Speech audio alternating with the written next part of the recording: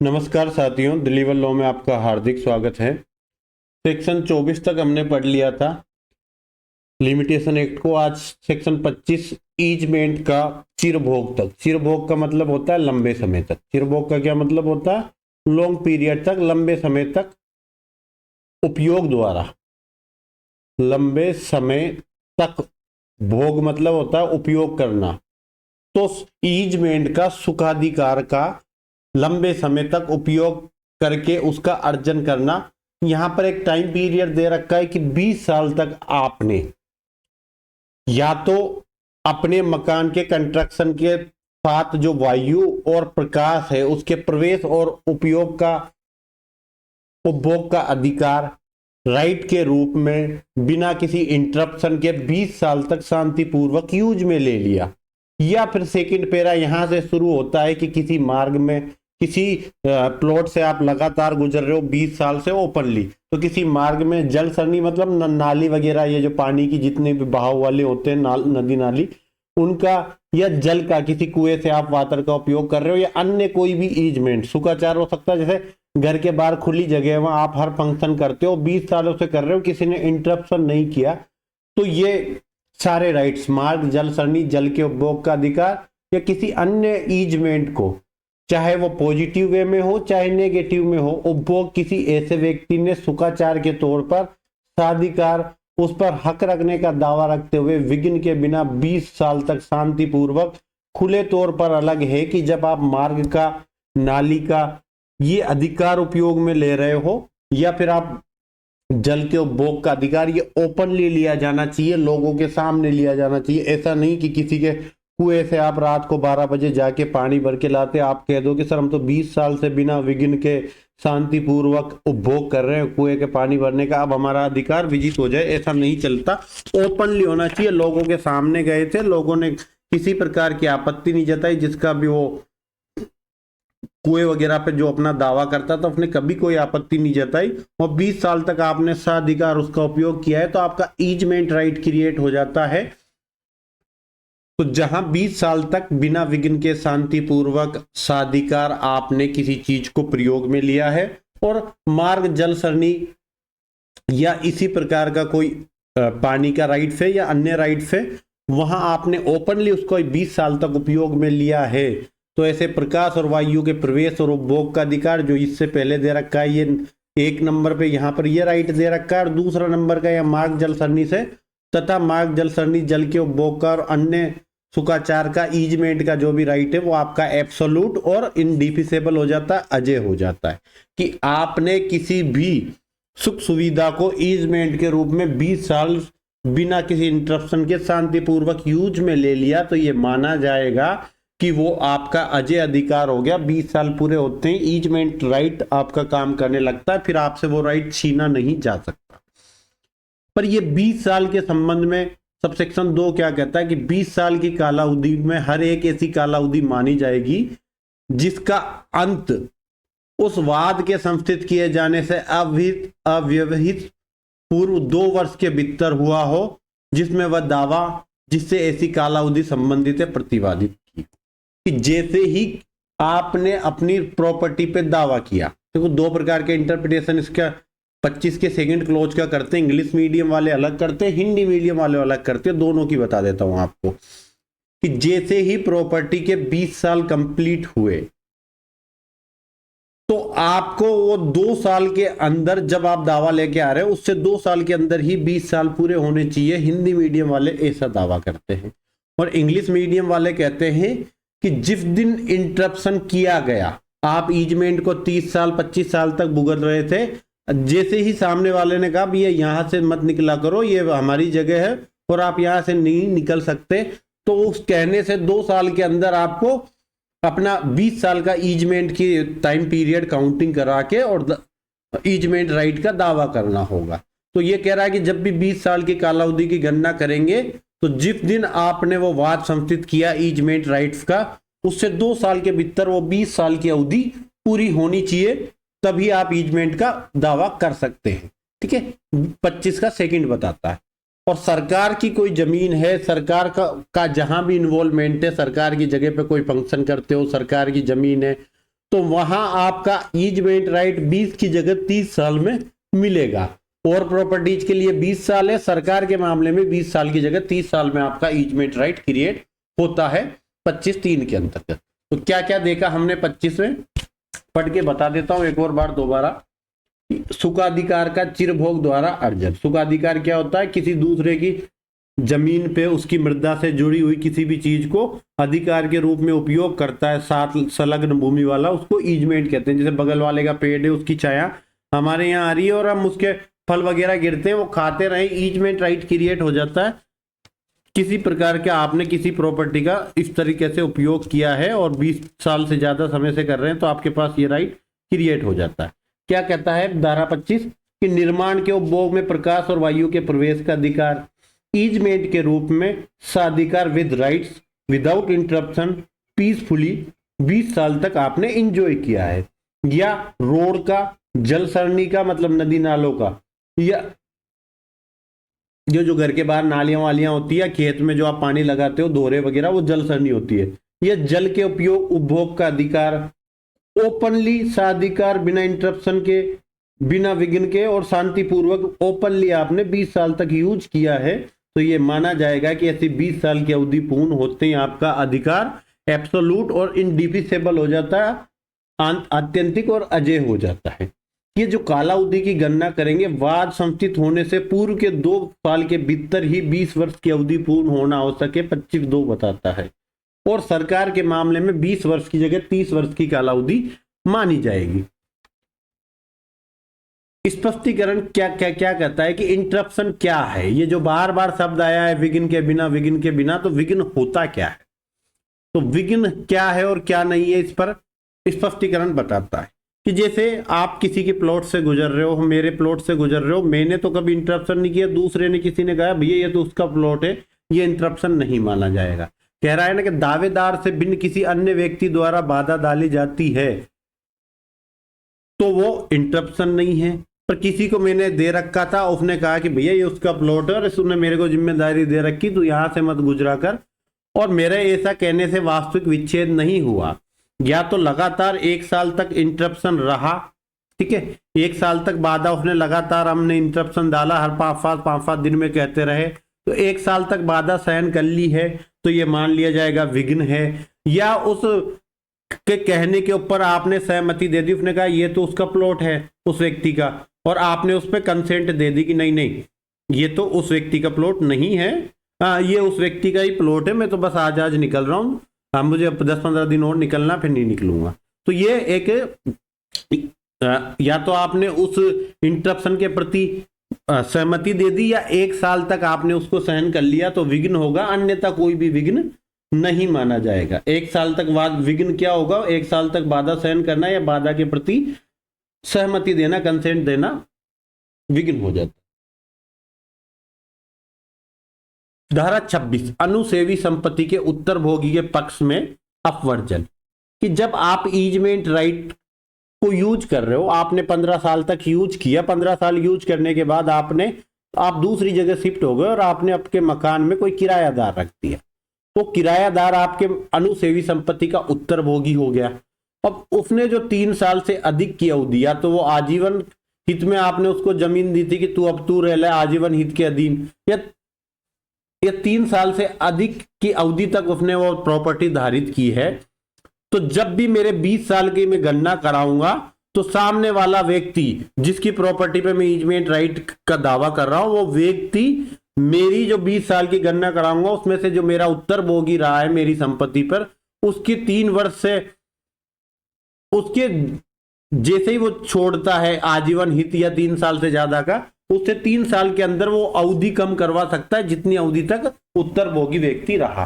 तो अनुसेवी संपत्ति में आपके अलावा ईजमेंट राइट को किसी दूसरे ने उपयोग में लिया है, तो उसको उसके उपभोग में लेने से 3 साल के अंदर, उपभोग जैसे समाप्त होता है उससे 3 साल के अंदर आप वो टाइम पीरियड लैप्स करा सकते हो ईजमेंट की 20 साल की अवधि में से।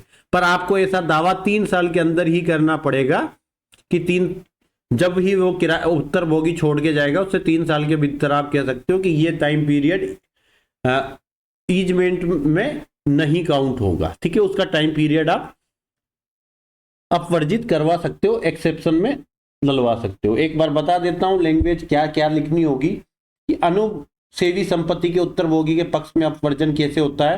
तो कोई भी उत्तरभोगी 20 वर्ष की अवधि में से वह अवधि अपवर्जित करवा सकता है जो उसके पूर्व किसी अन्य कब्जाधारी जो आजीवन हित रखता था या 3 वर्ष से अधिक अवधि तक कब्जाधारी रहा है कि कब्जे के दौरान सुखाचार की अवधि को अपवर्जन का दावा ऐसे हित के पर्यावसान से 3 साल के अंदर अगर उसने कर दिया है तो वो अवधि को अपवर्जित करवा सके। धारा 27 क्या कहता है? संपत्ति पर अधिकार का निर्वापित हो जाना।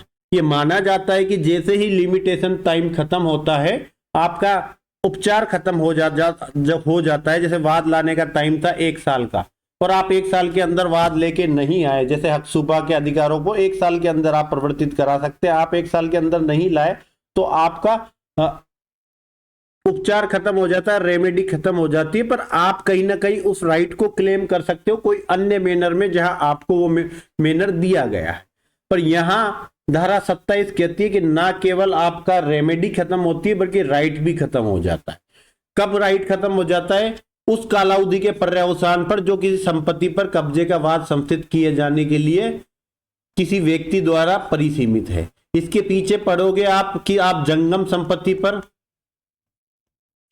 और स्थावर संपत्ति पर एक टाइम पीरियड दे रखा पोजीशन के बाद का। जंगम संपत्ति में 3 वर्ष होगा, स्थावर संपत्ति में 12 वर्ष होगा, कि आप इस 3 वर्ष और 12 वर्ष की कालावधि के पर्यावसान पर संपत्ति के पोजीशन का वाद लाने से आपका जो राइट है वो भी समाप्त हो जाता है। आपको 12 साल का टाइम मिला था, आपकी संपत्ति किसी दूसरे के पोजीशन में थी, आपको 12 साल के अंदर वाद लाना होता है। अगर आप 12 साल के अंदर वाद नहीं लाते हैं तो सामने वाला उस पर एडवर्स पोजीशन धारण कर लेता है और आपका राइट भी चला जाता है। आप किसी प्रकार से उस प्रॉपर्टी को क्लेम नहीं कर सकते। ठीक है, न केवल in the law, out of law भी आप उसको कहीं भी क्लेम नहीं कर सकते। ये धारा 27 करती है उपचार कि परिसीमा अधिनियम न केवल रेमेडी को समाप्त करता है बल्कि केवल रेमेडी को समाप्त करता है, राइट्स को समाप्त नहीं करता। पर धारा 27 इसका अपवाद है कि अगर आपने 12 साल का जो टाइम पीरियड था संपत्ति पर कब्जे के लिए, उस पर संपत्ति का वाद संस्थित नहीं किया उस टाइम पीरियड के भीतर, तो संपत्ति पर से आपका राइट भी खत्म हो जाएगा, लैप्स हो जाएगा, निर्वापित हो जाएगा। ठीक है, यहां एक लीडिंग केस पढ़ते हैं जो सुप्रीम कोर्ट का 2019 का केस आता है रविंद्र कौर ग्रेवाल का। रविंद्र कौर ग्रेवाल वर्सेज मंजीत कौर, 2019 का यह केस है। मंजीत कौर, ठीक है, इसमें क्या कहा गया था कि ये जो धारा 27 में परिसीमा काल के अवसान पर जो आप टाइटल समाप्त हो जाता है, उस पर राइट समाप्त हो जाता है, तो इसको एडवर्स जाकर धारा 27 से जाकर एक जजमेंट दिया था कि परिसीमा काल के अवसान पर भी स्वत या हक की मांग की जा सकती है। और सुप्रीम कोर्ट का 2019 का ये लीडिंग जजमेंट था। तो क्या इसके ग्राउंड रहे थे, ये हमारा मेंस का विषय, पर इस पर ध्यान रखना है कि धारा 27 की बात को काटते हुए या उसको और ज्यादा एक्सप्लेन करते हुए ये कहा गया कि लिमिटेशन टाइम पीरियड गुजर जाने के बाद भी आप टाइटल की डिमांड कर सकते हो, आपका राइट बना रहता है। रविंद्र कौर ग्रेवाल वर्सेज मंजीत कौर ग्रेवाल 2019 के लीडिंग केस में। धारा 28 कोई काम का नहीं। धारा 29 से अभी राजस्थान हाउसिंग बोर्ड में जूनियर लीगल ऑफिसर की भर्ती थी राजस्थान में, उसमें एक क्वेश्चन पूछा गया था कि परिसीमा अधिनियम किस को प्रभावित नहीं करता है, किसको बचाता है, किस पर प्रभाव नहीं डालता। तो एक तो कॉन्ट्रैक्ट एक्ट की धारा 25 पर प्रभाव नहीं डालता, दूसरा विशेष विधि और स्थानीय विधि पर नहीं डालता। तो एक तो ये हो गया, दूसरा ये हो गया, तीसरा स्पेशल लॉ लोकल लॉ पर नहीं डालता, ये सब जगह कॉमन चीज है। फोर्थ, मैरिज और डाइवोर्स विषयक जितने भी कानून है उन पर प्रभाव नहीं डालता। और ईजमेंट एक्ट जहां पर लागू है वहां पर धारा 25, 26 और धारा 2 लागू नहीं होगी। तो ये ऑप्शन था किस पर लागू नहीं होता, ये दे रखा था वहां पर, फोर्थ वाला ऑप्शन दे रखा था।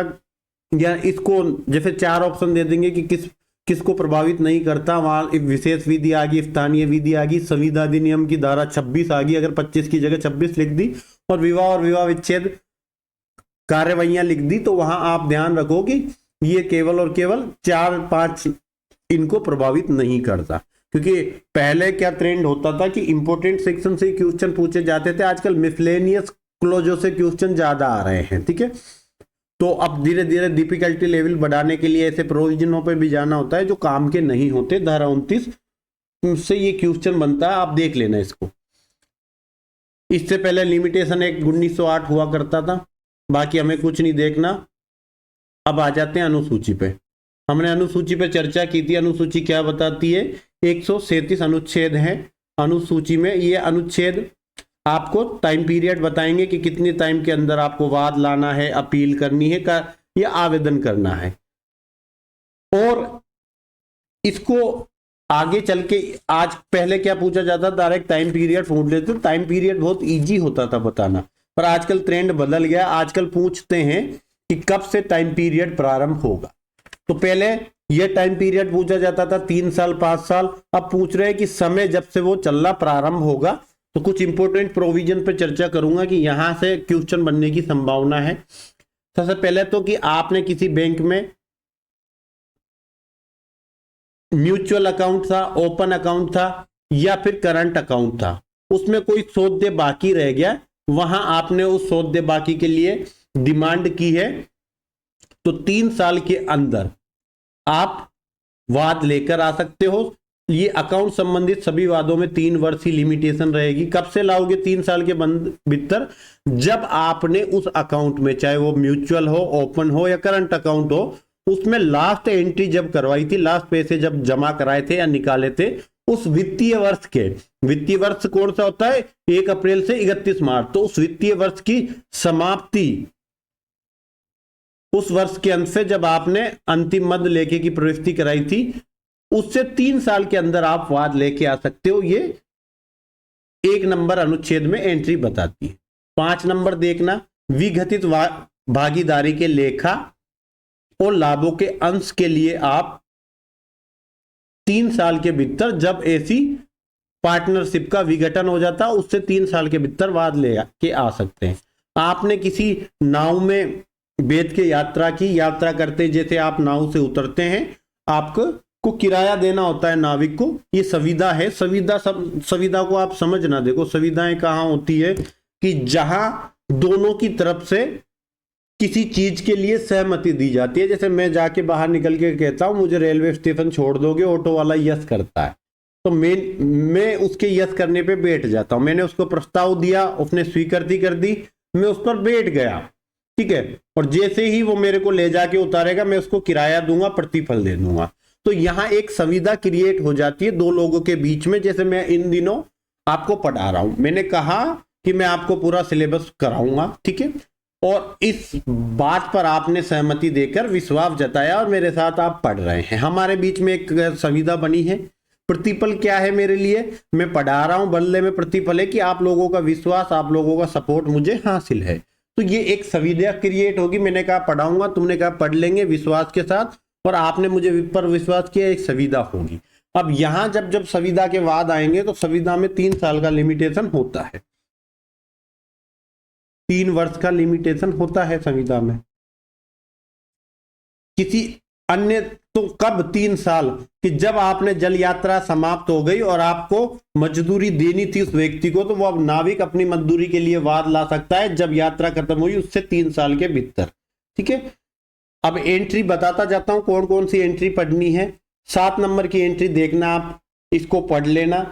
मजदूरी जब से सौदे हो जाती है, जब से 3 साल के भीतर आप लेके आ सकते हो। दिन भर काम किया, शाम को 5 बजे उसको 500 रुपए मजदूरी देनी थी, तो अब वो शाम को मजदूरी सौदे होगी, उससे 3 साल के अंदर वाद ला सकते हो। उसके बाद आप 19 नंबर की एंट्री देखना,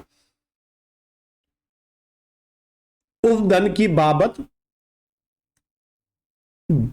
उस धन के लिए जो उधार दिए गए धन की बाबत संदेह। मैंने आपको 10,000 रुपए उधार दिए, मैंने कहा ब्याज लूंगा भाई 1% का, और वो उधार दिएगा जब मैं डिमांड करता हूं, तो उधार दिए धन के साथ आप 10,000 के साथ ब्याज भी दोगे, तो ये वही कह रहा है कि उस धन के लिए जो उधार दिए धन के बाबत संदेह हो, 10,000 की जगह 10,500 संदेह है, उसके लिए जब उधार दिया जाए उससे 3 साल के भीतर आप वाद ला सकते हो। कब से? जब उधार दिया उससे 3 साल के भीतर उसकी वसूली का वाद ला सकते हो। ठीक है, अलग अलग बताएगा कि जब आपने उधार दिया और चेक से दिया हो, तो जिस दिन आपने चेक दिया उससे 3 साल के भीतर उस धन के लिए जो इस करार के अधीन दिया गया था कि मांग पर संदेह होगा। मैंने तुमसे पैसे दिए थे, मैंने कहा जब भी मांगूंगा देने होंगे, तो जिस दिन उधार दिया जाए उससे 3 साल के भीतर वाद लेके आ सकता हूं मांगने का। तीनों का देख लेना, चेक वाले में अलग है और ऊपर नीचे वाले में अलग अलग टाइम पीरियड बता रखा। मतलब टाइम पीरियड 3-3 साल ही है, कब से प्रारंभ होगा ये याद रखना।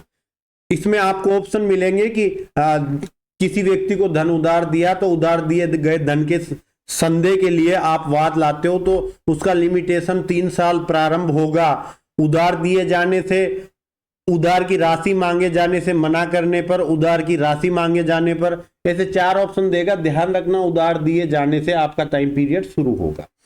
उसके बाद आप 28 नंबर की एंट्री देखना, सादे बंद पत्र पर जहां की संदाई करने के लिए दिन विनिर्दिष्ट हो। तो सिंपल बॉन्ड दिया था आपने और उस पर दिन लिखा था कि ऐसे दिन को आप संदाई करेंगे, तो उस दिन को संदाई नहीं किया जाता तो उससे 3 साल के भीतर आप वाद लेके आ सकते हो 28 में। और अगर ऐसे सादे बंद पत्र पर आपने दिन ही नहीं लिखा था कि इस दिन आपको संदाई करना होगा, तो जिस दिन आपने वो बॉन्ड एग्जीक्यूट किया था उससे 3 साल के भीतर आप पैसे के लिए वाद लेकर आ सकते हो। फिर आप देखना 42 नंबर की एंट्री, प्रतिभू द्वारा मूल ऋणी के खिलाफ। मैंने आपकी गारंटी ली थी, आपने पैसे नहीं चुकाए, मैंने आपके पैसे चुकाए, तो मैं आपसे पैसे वसूलूंगा क्योंकि आपकी गारंटी पर मैंने पैसे पे किए हैं। आप चुका देते तो मुझे नहीं चुकाने पड़ते। तो जब प्रतिभू लेनदार को संदाई करता है, उससे 3 साल के भीतर मूल ऋणी के विरुद्ध अपने पैसों की रिकवरी के लिए वाद लेकर आ सकता है 42 के अंदर है। फिर आप देखना 51 नंबर की एंट्री, वादी की स्थावर संपत्ति के उन लाभों के लिए जिन्हें प्रतिवादी ने सदोष प्राप्त किया है, जब लाभ प्राप्त किया है उससे 3 साल के भीतर 51 नंबर की एंट्री में। कौन सा होता है ये अंतकालीन लाभ है। पढ़ के आए थे अंतकालीन लाभ, मैफने प्रॉफिट कि वादी की स्थावर संपत्ति के उन लाभों के लिए जिन्होंने प्रतिवादी ने सदोष प्राप्त किया था, मैफने प्रॉफिट या अंतकालीन लाभ, तो जब लाभ प्राप्त किया उससे 3 वर्ष के भीतर। भाटक के बकाया के लिए, कोई रेंट बकाया है तो जब बकाया सौदे हो जाए, जैसे रेंट कंट्रोल एक्ट पढ़ेंगे हम, तो उसमें क्या होता है कि जैसे आज किराया था, इस महीने का किराया तो अगले महीने की 15 दिन तारीख तक देना होता है, 15 तारीख तक नहीं दिया तो सौदे हो गया, तो सौदे होने से 3 साल के भीतर आप रेंट के लिए वाद ला सकते हो, भाटक के लिए, किराया के लिए। 53 देख लेना। 53 के बाद आप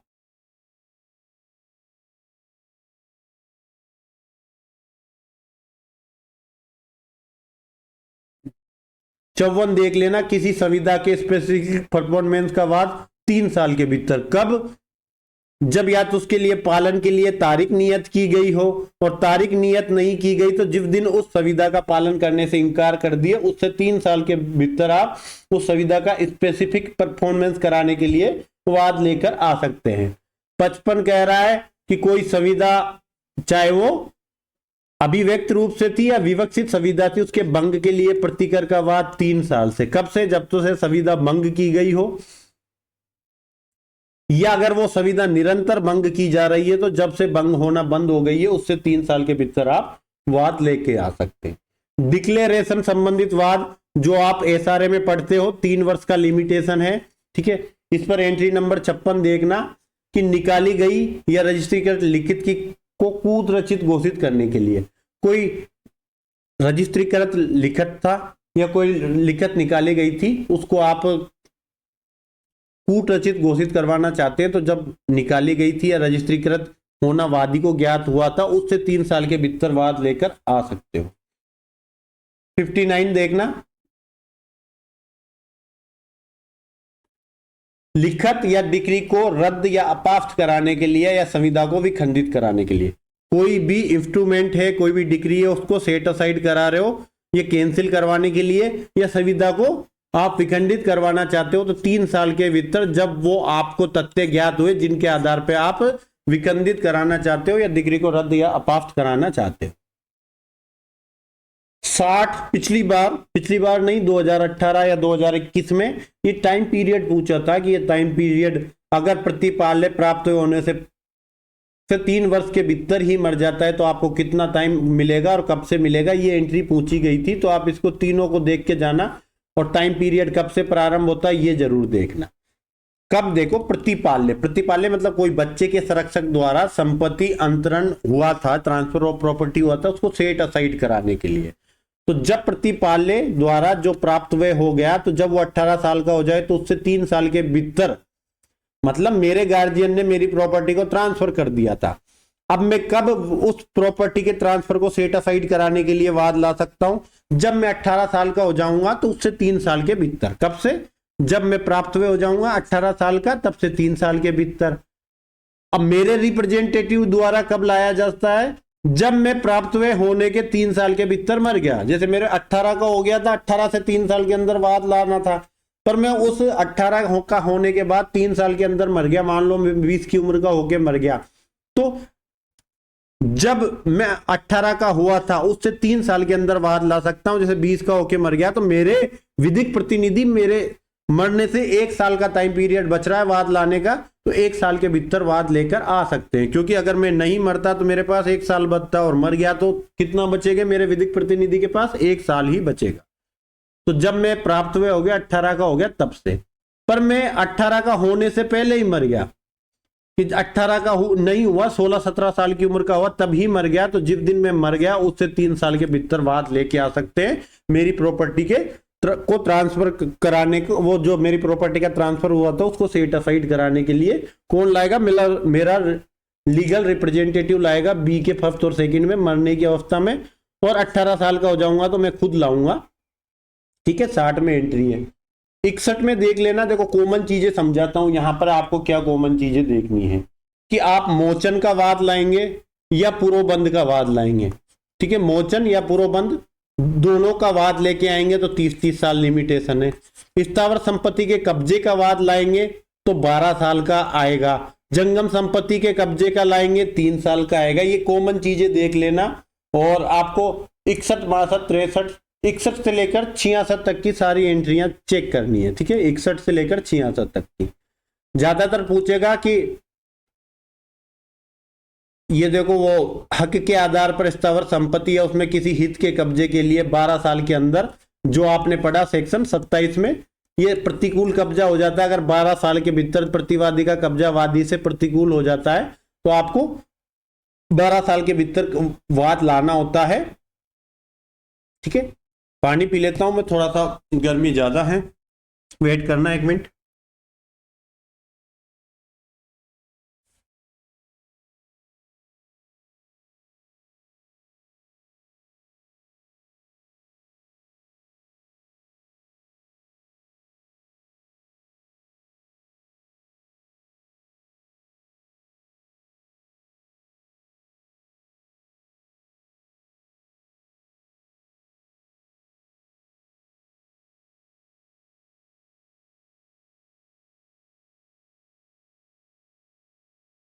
तो 61 से लेकर 66 तक आपको सारी एंट्रियां देखनी है। 64 में देखना, यहां हक नहीं, हक के आधार, यहां एक तो हक के आधार पर होगी या बिना हक के होगा। यहां पर पूर्ववर्ती कब्जे के आधार पर है, हक के आधार पर ना हो तब 12 वर्ष बेकब्जा किए जाने की तारीख से। 62 की एंट्री इंपोर्टेंट है, देख के जाना भाई। 66 तक आपने देख ली, फिर उसके बाद आप देखना 68 कि खोई हुई या चोरी से या बेईमानी से आपने कोई दुर्विनियोग या संपरिवर्तन करके कोई विनिर्दिष्ट जंगम संपत्ति को जूझ में लिया है, अर्जित किया है, तो चोरी हुई है या खो गई है या बेईमानी से उसका दुर्विनियोग करके, या फिर संपरिवर्तन करके आपने कोई जंगम संपत्ति को उपयोग में लिया है, तो जब आपने जंगम संपत्ति पर कब्जा किया था और सामने जिसकी जंगम संपत्ति थी उसको तब ज्ञात हुआ कि ये मेरी संपत्ति है और इस पर इसने कब्जा कर रखा है, तो उससे 3 साल के अंदर जंगम संपत्ति संबंधित वाद लेकर आ सकता है। 3 साल लिमिटेशन है जंगम संपत्ति के सभी वादों में, 3 साल ही लिमिटेशन।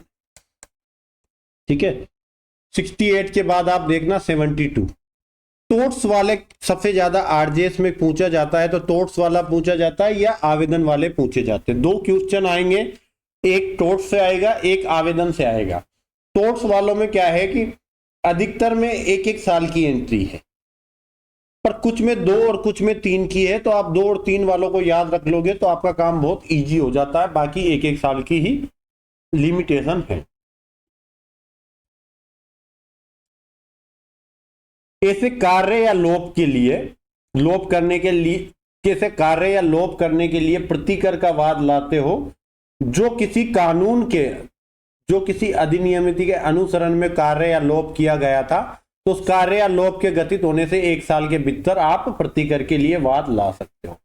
अपराधीकृत बंदीकरण के निमित्त प्रतिकर के लिए क्या होता है? ये अपराधीकृत बंदीकरण आर्टिकल 32 आ रहा है किसी को याद? Habeas corpus. तो हेबियस कॉर्पस आपका हुआ था, अप्रत्यक्ष रूप से आपको बंदी बनाया गया, अपराधीकृत रूप से आपको बंदी बनाया था, आप उसके लिए कंपनसेशन चाहते हैं, तो जब आपका बंदीकरण से अंत हो जाए उसके 1 साल के अंदर प्रतिकर के लिए वाद लेकर आ सकते हैं। आप पर विदेशपूर्ण अभियोजन चलाया गया था, तो आप उसके लिए प्रतिकर प्राप्त करना चाहते हैं विदेशपूर्ण अभियोजन के लिए, तो जब आप दोष मुक्त हो जाए या जब अभियोजन कार्रवाइयों का पर्यवसान हो जाए उससे 1 साल के भीतर आप प्रतिकर के लिए वाद लेकर आ सकते हैं। अपमान लेख के निमित्त प्रतिकर के लिए कि आपके विरुद्ध कोई अपमान लेख लिखा गया था, आप उससे प्रतिकर चाहते हैं, तो जब अपमान लेख प्रकाशित हुआ था उससे 1 साल के अंदर, किसी ने भाषणों के द्वारा, वचन के द्वारा मतलब वर्बली बोलकर, अपमान वचन के द्वारा आपका अपमान किया, जैसे एक दूसरे का कि सारे चौकीदार चोर है, मोदी ही क्यों चोर है, राहुल गांधी ने कहा था, तो अपमान वचन के निमित्त प्रतिकर के लिए 1 साल। कब से? जब से वो शब्द कहे गए थे, ठीक है, तब से 1 साल के अंदर। फिर आप देखना 81,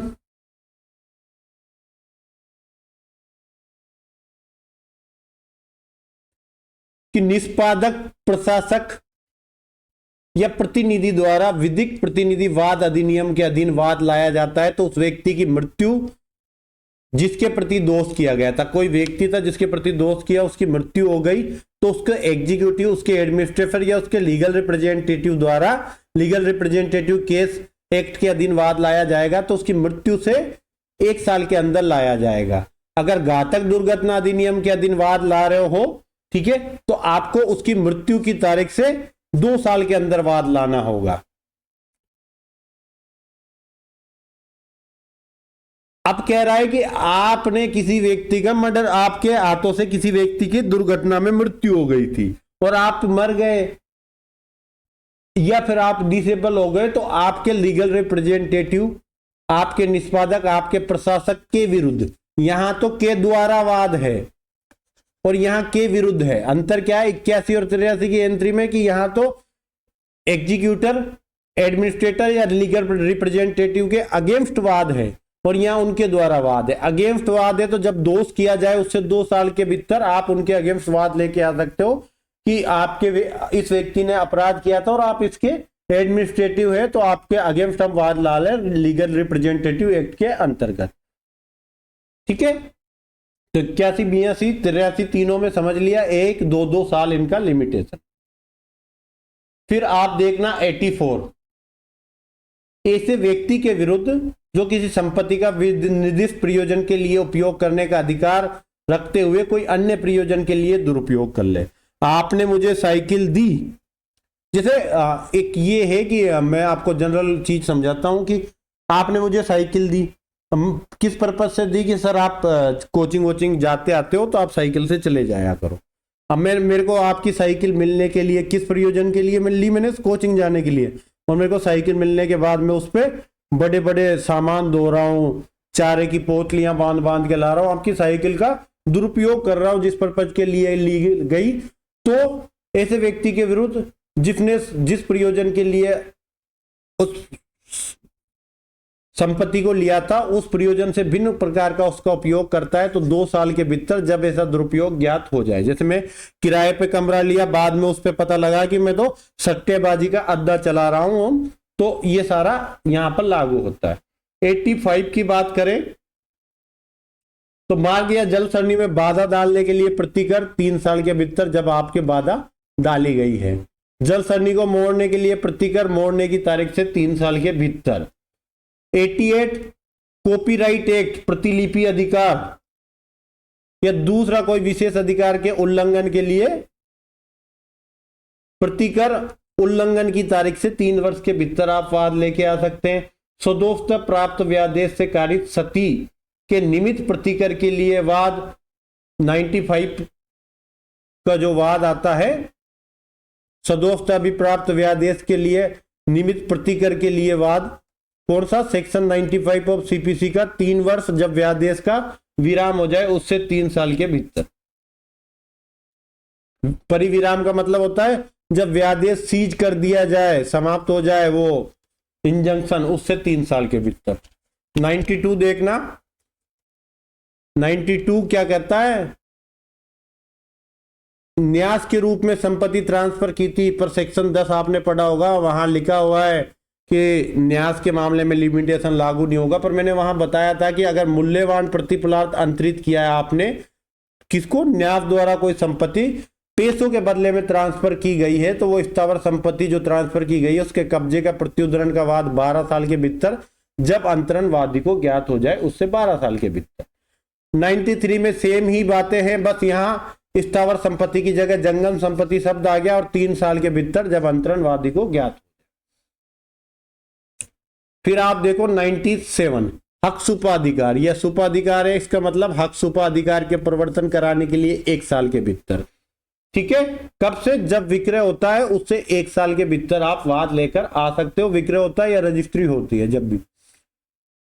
99 देखना, सिविल या राजस्व न्यायालय द्वारा विक्रय किया गया था और उसकी बकाया राशि के लिए या बकाया के रूप में वसूली किसी मांग के लिए विक्रय को अपाफ्त कराने के लिए, कि या तो विक्रय के बकाया के लिए या बकाया के रूप में वसूली किसी मांग के लिए किए गए विक्रय को अपाफ्त कराने के लिए अगर वाद लेकर आ रहे हो आप, तो ऐसा वाद आपको विक्रय पुफ्त हो जाए या विक्रय निश्चायक हो जाए उससे 1 साल के अंदर, या तो विक्रय कन्फर्म हो जाए या फाइनल हो जाए। 91 92 में होता है जैसा ऑर्डर 21 रूल 91 92 में, उससे 1 साल के अंदर आप ऐसा वाद लेकर आ सकते हो। 99 के बाद 103 देखना, न्यास भंग से हुई हानि को मृत न्यासी की साधन संपदा में से पूरा करने के लिए तो 3 साल के भीतर, कब, ट्रस्टी की मृत्यु की तारीख से या उस यदि हानि उस समय तक नहीं हुई हो तो हानि की तारीख से। तो न्यास भंग के कारण हानि हुई है तो आप उस हानि को जो मृत ट्रस्टी है उसकी प्रॉपर्टी से पूरा करना चाहते हैं तो या तो मृत्यु की तारीख से या हानि हुई है उस तारीख से 3 वर्ष के भीतर आप वाद लेकर आ सकते हैं।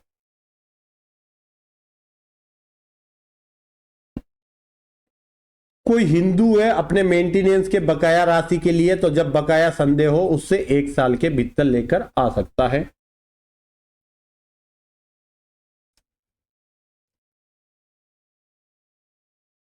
(107) आनुवांशिक पद पर कब्जे के लिए 12 वर्ष के भीतर जब प्रतिवादी उस पद पर प्रतिकूल कब्जा कर ले उससे 12 साल के भीतर आप वाद लेकर आ सकते हो।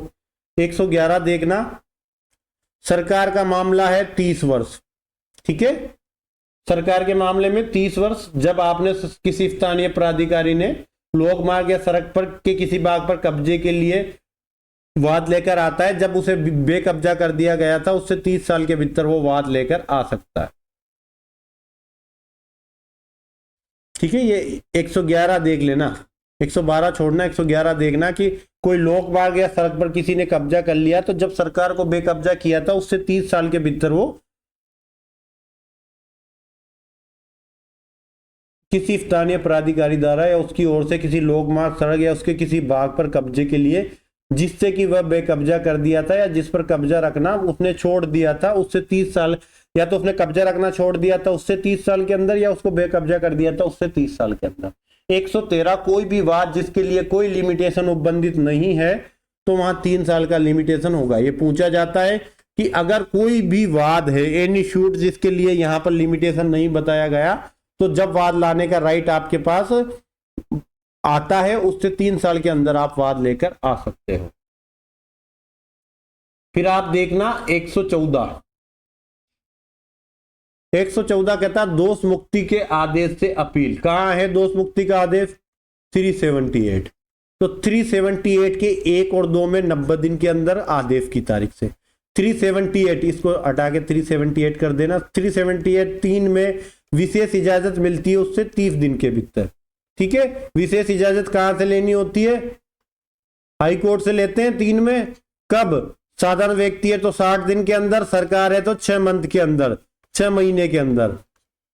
याद आ गई? तो वहां 6 महीने और 60 दिन में जब भी आपको परमिशन मिली, इतने दिन के अंदर परमिशन के लिए आवेदन करना होगा और जिस दिन आपको परमिशन मिली उससे 30 दिन के अंदर वाद लाना होगा। तो 378 1 और 2 के अधीन दोष मुक्ति के आदेश से अपील करना चाहते हैं तो आदेश की तारीख से 90 दिन के अंदर अपील कर दो। और आपने विशेष इजाजत 378 3 के अधीन करी थी तो विशेष इजाजत की के ग्रांट करने की तारीख से 30 दिन के अंदर। 115 सीआरपीसी के अधीन मृत्युदंडादेश से अपील करना चाहते हैं जो या तो हाईकोर्ट ने अपनी आरंभिक अधिकारिता में दिया था या सेशन न्यायालय ने दिया था, तो उस दंडादेश की तारीख से 30 दिन के अंदर। सेशन न्यायालय ने दिया था, हाईकोर्ट में अपील करोगे 30 दिन के अंदर। हाईकोर्ट ने अपनी ओरिजिनल ज्यूरिडिक्शन में आरंभिक अधिकारिता में सुनकर मृत्युदंडादेश दिया था, 30 दिन के अंदर सुप्रीम कोर्ट जाना होगा। तो मृत्युदंडादेश है 30 दिन के अंदर दंडादेश की तारीख में। अन्य कोई जजमेंट है किसका? दोष मुक्ति का आदेश नहीं हो, मतलब सीधा सा कि अन्य कोई दोष सिद्धि का आदेश है तो वहां अगर हाईकोर्ट में अपील कर रहे हो तो 60 दिन में, और लोअर कोर्ट से आप किसी अन्य कोर्ट में अपील कर रहे हो मतलब सेशन कोर्ट में, एडीजे में, सीजेएम में, तो 30 दिन के अंदर। तो आपको दोष सिद्ध किया गया है तो हाईकोर्ट में अगर अपील होनी है 60 दिन के अंदर, अदर हाईकोर्ट से अदर किसी न्यायालय में अपील हो रही है तो 30 दिन के अंदर अपील करनी होगी। समझ में आ गई?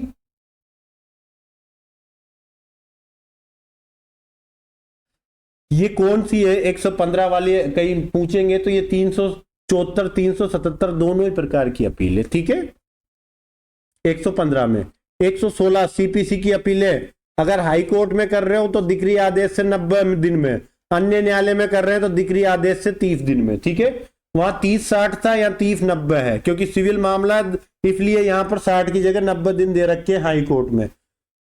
तो अगर हाई कोर्ट में डिक्री आदेश से अपील करनी है, हाई कोर्ट में अपील होनी है तो 90 दिन के अंदर कर दो, लोअर कोर्ट में होनी है तो 30 दिन के अंदर कर दो। हाई कोर्ट की सिंगल बेंच ने कोई डिक्री आदेश दिया था, उसके विरुद्ध उसी हाई कोर्ट की डबल बेंच में अपील कर रहे हो 30 दिन के अंदर। कब? डिक्री या आदेश की तारीख से। तो हाई कोर्ट की सिंगल बेंच से हाई कोर्ट की डबल या ट्रिपल जो भी बेंच में आप अपील कर रहे हो 30 दिन के भीतर। 117 में, ठीक है, मतलब सेम हाई कोर्ट की सेम हाई कोर्ट में अपील। 118 ये अपील थी जो आपने 114 से लेकर 117 वाला जो लिमिटेशन पढ़ा ये अपील का था। 1 से लेकर 113 तक जो पढ़ा वो वाद का था। 114 से 117 किसका था? अपील का था। अब 118 से लेकर 137 जो आप पढ़ोगे ये आवेदन का लिमिटेशन है। किसका लिमिटेशन है? आवेदन का। ठीक है, 118 से देखना, संक्षिप्त प्रक्रिया के लिए प्रतिरक्षा करने की इजाजत के लिए कहां पर पढ़ा था? समरी प्रोसीजर किस ऑर्डर में पढ़ा था? कमेंट में बताना। तो समन की तामील से 10 दिन के अंदर। मैंने बताया भी था कि समरी प्रोसीजर की सभी लिमिटेशन 10-10 दिन की होती है। कहां पढ़ा था? ऑर्डर 37। आ गया याद? नहीं आया होगा। मध्यस्थ अधिनियम में पंचायत फाइल करने के लिए 30 दिन, पंचायत दिए जाने की सूचना से 30 दिन के भीतर आप पंचायत फाइल करने के लिए, पंचायत को अपास्त कराने के लिए तो पंचायत की सूचना मिलने की तारीख से या सूचना तामील की तारीख से 30 दिन के अंदर। ठीक है, तो 30 डे याद रखना पंचायत के मामले में। 120 आवेदन सबके इंपॉर्टेंट है, आवेदन की सबकी लिमिटेशन देखनी है आपको। किसी मृतवादी, अपीलार्थी या मृत प्रतिवादी, अरे कुल मिला के एलआर को रिकॉर्ड पर लाने का लिमिटेशन पूछ रहा है 120 में। सीधी भाषा में समझ जाओगे कि वादी मर गया, अपीलार्थी मर गया, प्रतिवादी मर गया, प्रत्यर्थी मर गया, तो उसके रिप्रेजेंटेटिव को एलआर बनाओगे ना, तो कब बनाओगे? उसके मरने की तारीख से 90 दिन के अंदर उसको एलआर बनाना है। सीपीसी में एलआर की बात कर रहा है 120। 121 कोई वाद का उपशमन हो गया था, कहां होता है? ऑर्डर 23 कि 22 उसको अपास्त करा रहे हो 60 दिन के अंदर। वेरी वेरी इंपॉर्टेंट है कि उपशमन की तारीख से 60 दिन के अंदर आपको केफ लाना होगा, उस उपशमन को सेटिफाइड कराने के लिए आवेदन करना होगा। सॉरी, केफ नहीं, आवेदन करना होगा। उपशमन को अपास्त कराने के लिए पूछा जाएगा, इंपॉर्टेंट है भाई। 120, 121, 122, 123 पर विशेष ध्यान रखना।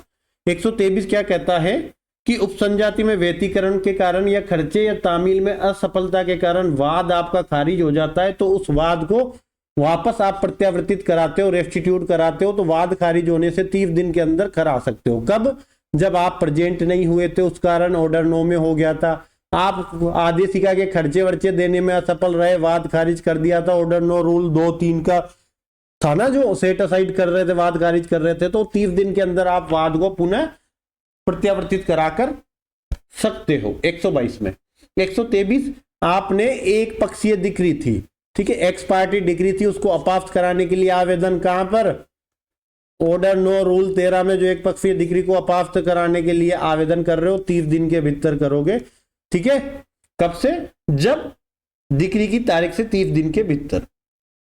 तो या तो डिक्री अपास्त करा रहे हो या एक पक्षीय मामले में फिर से सुनवाई करना चाहते हो। 124 सुप्रीम कोर्ट से भिन्न न्यायालय द्वारा अपने निर्णय के रिव्यू के लिए, तो रिव्यू का लिमिटेशन सुप्रीम कोर्ट से भिन्न कोई भी न्यायालय अपना रिव्यू करेगा 30 दिन के भीतर। 2018 के मेंस के का पहला ही क्वेश्चन था 2018 के मेंस का कि क्या सुप्रीम कोर्ट की रिट अधिकारिताओं में लिमिटेशन एक्ट लागू होता है या नहीं। ठीक है ना, कितना समय के अंदर रिट अधिकारिता में लिमिटेशन के संबंध में, तो वहां एक केस लॉ से उसका आंसर रेफर करना था, इसलिए मुझे 124 पर ये बात ध्यान आ गई। तो डिक्री आदेश को से 30 दिन के अंदर आपको रिव्यू के लिए आवेदन करना होगा। डिक्री के समायोजन या तुष्टि अभिलिखित कराने के लिए तो 30 दिन के भीतर, जब संदाय या समायोजन हो जाए। तो डिक्री को का एडजस्टमेंट है या डिक्री को तुष्टि करवा दी आपने, उसको अभिलिखित करवाना चाहते हैं, तो समायोजन या संदाय होने से 30 दिन के भीतर आपको उसके लिए आवेदन करना होगा। डिक्री की रकम का संदाय किस्तों में कराने चाहते हो आप, करने के लिए कि मैं तो किस्तों में संदाय करूंगा, तो 30 डिक्री की तारीख से 30 दिन के अंदर आपको आवेदन करना होगा। 127 डिक्री के निष्पादन में विक्रय को अपास्त कराने के लिए आवेदन कहां थे? Order 21 rule 89 1991। अच्छा, विक्रय को अपास्त कराने के लिए आवेदन तो 89 में ही होना चाहिए सिर्फ मेरे हिसाब से। तो 60 दिन के अंदर, विक्रय की तारीख से 60 दिन के अंदर आपको आवेदन करना होगा। अकिंचन के रूप में अपील करने की इजाजत के लिए तो हाई कोर्ट में 60 दिन,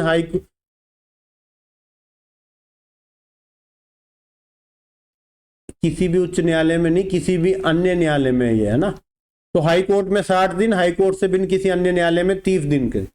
अगर आप अकिंचन के रूप में अपील करने की इजाजत के लिए आवेदन करना चाहते हैं, तो आपको हाई कोर्ट में आवेदन कर रहे हैं तो 60 दिन में, हाई कोर्ट से बिन में कर रहे हैं तो 30 दिन में। कब? डिक्री की तारीख।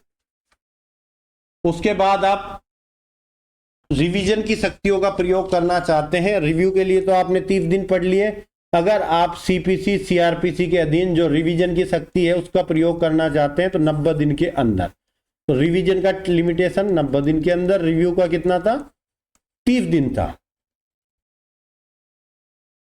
संविधान के 132(1), 133, 134(1) में जो प्रमाण पत्र की बात कर रहे हैं, तो वो प्रमाण पत्र के लिए आपको डिक्री आदेश की या दंडादेश की तारीख से 60 दिन के अंदर हाई कोर्ट या सुप्रीम कोर्ट में आवेदन हाई कोर्ट में आवेदन करना होगा कि हमें प्रमाण पत्र दो, हम सुप्रीम कोर्ट में अपील करना चाहते हैं। ठीक है, तो 134 ए, आर्टिकल 134 ए का लिमिटेशन कितना है?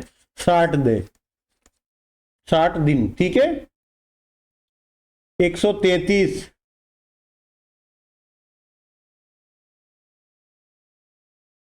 कि अगर आप 136 आर्टिकल 136 में विशेष इजाजत के लिए आवेदन करना चाहते हैं, अपील करने की विशेष इजाजत के लिए सुप्रीम कोर्ट में आवेदन करना चाहते हैं, तो मृत्यु दंडादेश है तो आपको मृत्यु दंडादेश अगर उस मामले में इन्वॉल्व है तो निर्णय अंतिम आदेश या दंडादेश की तारीख से 60 दिन के अंदर आवेदन करना होगा। या हाईकोर्ट द्वारा अपील की विशेष इजाजत देने से इनकार कर दिया, 132 में 60 दिन के अंदर आपने आवेदन किया और हाईकोर्ट ने प्रमाण पत्र देने से इनकार कर दिया, तो इनकार की तारीख से 60 दिन के अंदर और कोई अन्य मामले में निर्णय या आदेश से 90 दिन के अंदर आप एसएलपी के लिए आवेदन कर सकते हैं। एसएलपी कहाँ है? Article 136 of constitution.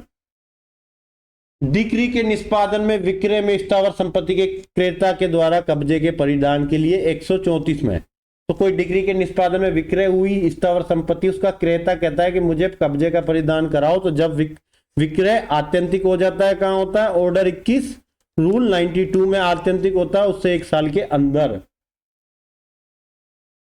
135 कि आपको पर आज्ञापक व्यादेश अनुदत करने वाले डिग्री के प्रवर्तन के लिए, तो डिग्री की तारीख से 3 वर्ष के अंदर आप उस आज्ञापक व्यादेश अनुदत करने वाली डिग्री को इन्फोर्स करवा सकते हो।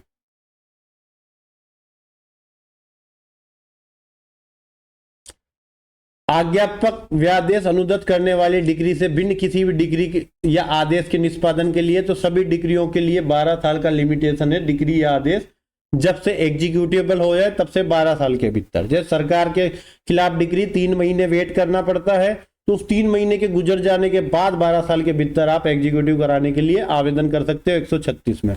पर यहां बता रखा है कि अगर शाश्वत व्यादेश है, ठीक है, परमानेंट इंजंक्शन, ठीक है, परमानेंट इंजंक्शन है, कहां देते हैं? एसआरए में। तो जहां अगर शाश्वत व्यादेश है, उस वो अनुदत करने वाली डिग्री है, उसके लिए कोई लिमिटेशन फिक्स नहीं है, आप 12 साल के बाद भी उसको शाश्वत व्यादेश को आप निष्पादित करवा सकते हो। ठीक है, ये ध्यान रखना कि शाश्वत व्यादेश अनुदत करने वाली डिग्री के प्रवर्तन के लिए आवेदन की कोई भी लिमिटेशन टाइम पीरियड से वो रुकेगा नहीं। 137 बता रखा है कि जब हमने कोई आवेदन के लिए टाइम पीरियड नहीं बताया, भूल जाते हैं, गलतियां हो जाती है, तो 3 साल के भीतर जब आवेदन का अधिकार आपका प्रोद्भूत होता है, उससे 3 साल के भीतर आपको ऐसा आवेदन करना हो। लिमिटेशन से 4 क्वेश्चन आएंगे। जो लोग कहते हैं कि मेरी तैयारी नहीं हो पा रही, डिप्रेशन में हूं, मैं कहता हूं आप टारगेटेड पढ़ाई कीजिए। टारगेटेड पढ़ाई का मतलब होता है कि जैसे अभी मेरे मुंह से निकला कि लिमिटेशन से 4 आएंगे, इसका मतलब है कि 4 क्वेश्चन आएंगे, तो आप टारगेट कर लो कि लिमिटेशन में ये चीजें मुझे कंप्लीट करनी है, 4 क्वेश्चन आएंगे, मैं छोड़ूंगा नहीं। कितनी धारा पढ़नी? 27 धारा, और एक वो मिसलेनियस में 29 पढ़ी हमने कि किन को प्रभावित नहीं करता। 28 धारा मान लो, 28 धारा है और ये गिने चुने आपको कुछ का लिमिटेशन है। जनरल आप आईक्यू के आधार पर इसको याद कर सकते हैं। फिक्स सा टाइम पीरियड है, 2-2 3-3 बार रिकॉल करोगे, आपके दिमाग में सेट हो जाएगा। मतलब 4 क्वेश्चन आपकी जेब में रखे, ऐसे आप टारगेटेड पढ़ाई कीजिए। ठीक, थैंक यू सो मच। अब अगली क्लास या तो मैं एविडेंस के साथ मिलता हूं।